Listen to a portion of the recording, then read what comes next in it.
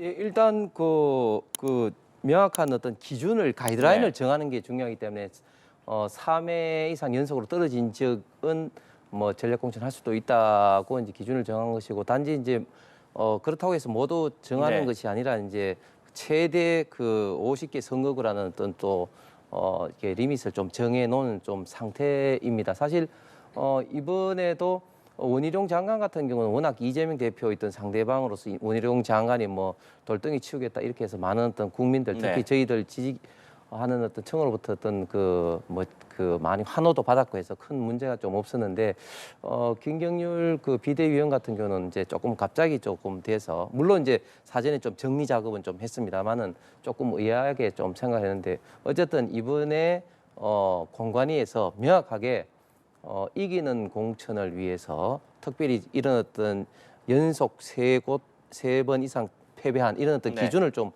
정했기 때문에 그런 어떤 문제점, 전략 공천에 대한 어떤 문제점을 상당히 좀 사전에 차단할 수 있는 장치를 마련하지 않았나 생각합니다. 친명계 의원들이 비명계 의원들의 어떻게 본다면 정체성을 가지고 공격을 하면서 출마를 선언하는 이런 모습 어떻게 보고 계십니까? 정천 의원이 좋은 비유를 했는데 이제 수박이 나가니까 이제 워터멜론이 나가니까 이제 멜론을 공격하고 있는 그런 어떤 상황이죠. 그래서 친명 그룹이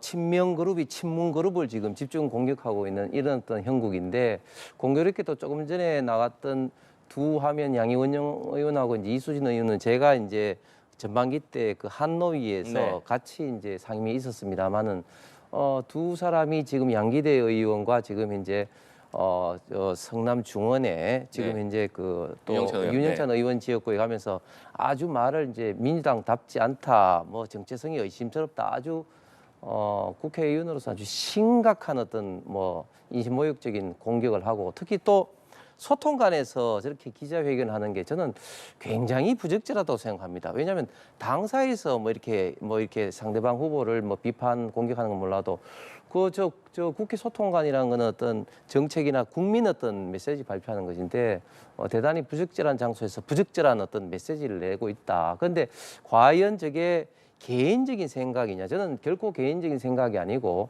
최소한의 당 지도부와 좀 내락이 돼 있는 거다. 왜냐하면은 지금 이수진 의원 같은 경우는 서대문구에서 지금 이제 네. 성남 중원으로 왔죠. 그게 갑자기 그렇게 지역구를 선거 바로 공천 바로 직전에 옮긴다는 것은 대단히 지금 불리하지 않겠습니까? 경선 뭐 들어가게 된다면 그렇게 대단히 불리한 어떤 곳에 가게 된 것은 결국은 지도부 내지는 어떤 친명 강성 그룹 간의 어떤 내락이 지금 돼 있다. 그렇게 좀 생각이 들고 심지어 지금 추미애 지금 장관도 어제 임종석 또 그 노영민 또 비서실장에게 석고대자하라 윤석열을 키운 두 실장은 석고대자하라고 지금 강하게 지금 네. 비판을 좀 하고 있지 않습니까?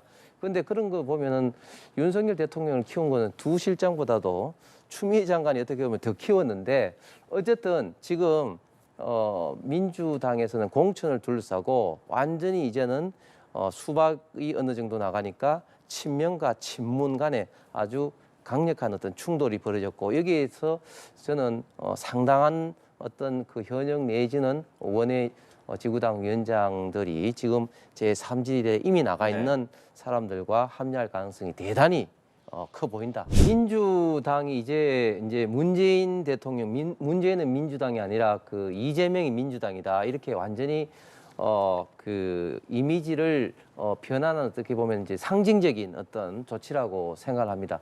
사실은 이제 민주당이라는 당명은 사실은 바꾸기가 힘드니까 그러면 당명을 말고 바꿀 수 있는 게 저런 어떤 컬러라든지 로고라든지 기본적인 어떤 시안 심볼 아니겠습니까? 그러니까 굉장히 저것이 이제 상징하는 바가 크고 그리고 그저께인가요? 그 성남을 중심으로 그 원외 그룹 그 중에 이제 강성 그룹 중에 민주주의 혁신 운동인가 그런 어떤 그룹들이 임종석 비서실장 그 총선 출마에 대해서 비판을 했는데 그 소통관에서 기자회견할 때 그 현수막이 그 이재명 대표 그 비서진 중에 한 사람으로 그게 이제 그 현수막이 이제 왔다는 것이 언론 보도에 나왔지 않습니까?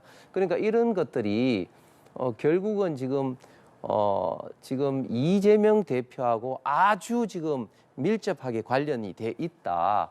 이번에 지금 사실 총선에서는 민주당엔 굉장히 자체 경쟁이 치열합니다. 왜냐하면은 지금 그 의원이 되실 분들이 기존 현역 의원 외에 또 의원을 떨어진 낙선자들 또 지방자치단체 장애 네. 낙선자들 그리고 문재인 정부 뭐 장차관들 그런 어떤 그룹들이 계속 있다 보니까 경쟁이 치열하기 때문에 이때 제대로 이재명 대표를 따르는 어떤 사람으로 구축하겠다 이런 것이 제가 볼 때는 이재명 당 대표의 강력한 의지고 뭐 그런 측면에서 조홍천 의원이라든지 이원욱 의원이 이야기했지만 뭐 통합 비대위는 절대로 받아들이지 않고 나가는 사람들은 속으로 이재명 대표가 이제 잘 됐다 이런 어떤 생각까지 좀 들 정도로 전혀 이제 잡을 어떤 노력도 안 했다고 이야기를 하자고 있지 않습니까? 그렇기 때문에 이번 기회를 통해서 확실하게 이제 이재명 어떤 체제를 만들겠다 이런 표현이 저기 어떤 상징물을 어떤 교체에도